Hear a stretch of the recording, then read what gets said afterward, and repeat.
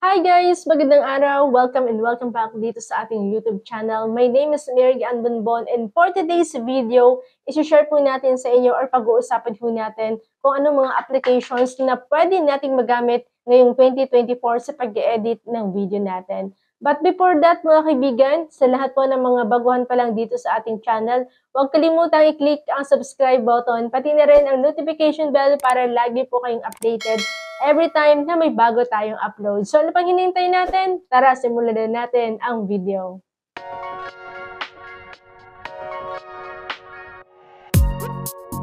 Alright mga kaibigan, ito yung pinaka number 1 na madalas ko rin itong gamitin sa pag-edit ko sa aking content.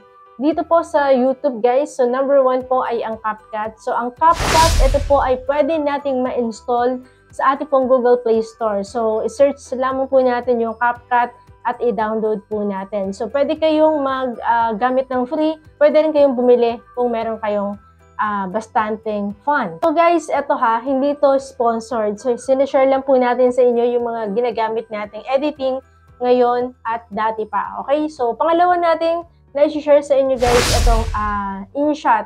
So yung InShot po, libre din siya. Kung gusto ninyong mag-subscribe, pwede rin. Nakapag-subscribe kayo guys, marami kayong mga features na pwede ninyong wala pa lang kayo, pwede na libre lang muna yung gamitin natin. Okay? Walang bayad po yan.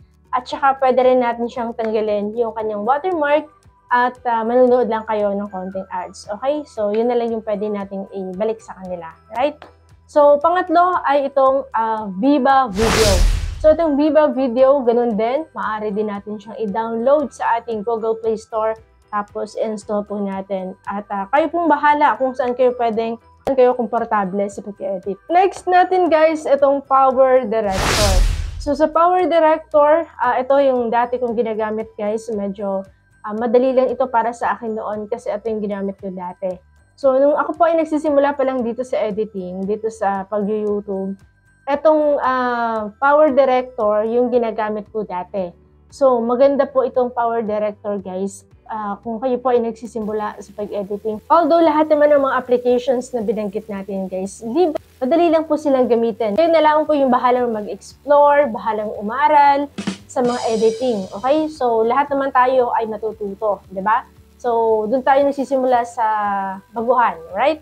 Next natin, itong Filmora. Okay, so itong Filmora guys, ito ay sa laptop naman siya ina-install. Okay, kung kayo po ay may mga laptop at prepared ninyo na kayo ay mag-edit sa laptop, maganda po itong Filmora para sa pag-edit ng video. Okay, so pag nagsisimula po, ito po ay napakaganda. Lalo na sa mga kagaya nating baguhan na pagpo-content creator. So, mga basic po yan mga editing ang sinare po natin sa inyo. Sana po makatulong sa inyo guys sa mga aspiring content creator na hanggang ngayon nahihirapan pa rin maghanap ng mga editor. Ito para sa inyo guys.